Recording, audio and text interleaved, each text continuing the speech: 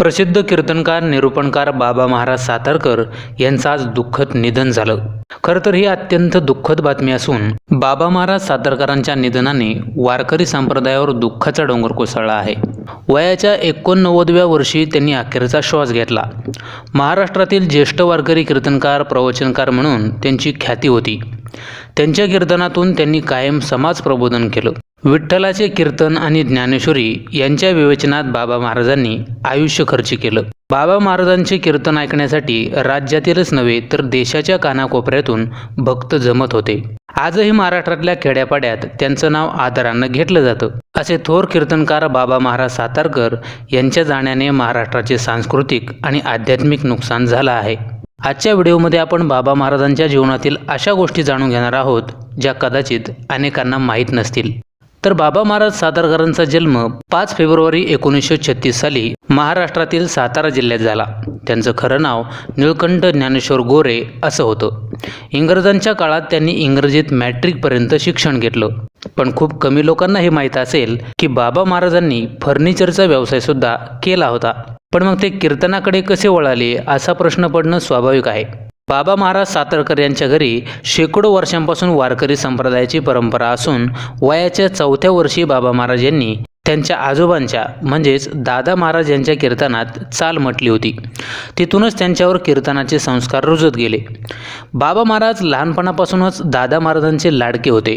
दादा महाराजांनी दिलेली शिकवण बाबा महाराजांनी पुढे कायम जपली आणि पुढे परमार्थाला वाहून घेत त्यांनी फर्निचरचा व्यवसाय बंद करण्याचा निर्णय घेतला। त्यांच्या घरी गेल्या 3 पिढ्यांपासून कीर्तनाचा वारसा जोपासला जातोय। याशिवाय त्यांचे वडील ज्ञानेश्वर दादा महाराज गोरे हे उत्कृष्ट मृदंगवादक होते। त्यांच्या मातोश्री लक्ष्मीबाई ज्ञानेश्वर गोरे यांनाही संत वाङ्मयाची आवड होती आणि वारी करण्याची सुद्धा आवड होती। माझे वय 83 आणि माझी वारी 84वी।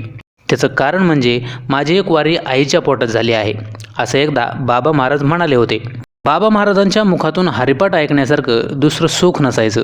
आजही लोक बाबा महाराजांच्या आवाजातील हरिपाठ आवडीने ऐकतात। बाबा महाराजांची वाणी जितकी सुश्राव्य आणि मदाळ होती तितकंच त्यांचं व्यक्तिमत्वही। वारकरी संप्रदायाच्या आणि संत विचाराच्या प्रचारासाठी त्यांनी आपलं जीवन समर्पित केलं होतं। अगदी शरीर साथ देत नसतानाही कीर्तन आणि प्रवचन करण्याची त्यांची धडपड निशब्द करणारी होती। विशेष म्हणजे वयाच्या 83व्या वर्षीसुद्धा त्यांनी वारी केली होती। 1983 पासून संतांच्या गावी कीर्तन सप्ताह आयोजित करण्याची परंपरा बाबा महाराजांनी सुरू केली होती। लाखो लोकांना त्यांनी वारकरी संप्रदायाची दीक्षा दिली। याशिवाय व्यसनात अडकलेल्या लाखो लोकांना त्यांनी व्यसनमुक्त केलं। त्यांनी समाजासाठी केलेलं हे काम अतुल्य असून समाज त्यांच्या कार्याला आणि त्यांना कधीच विसरणार नाही।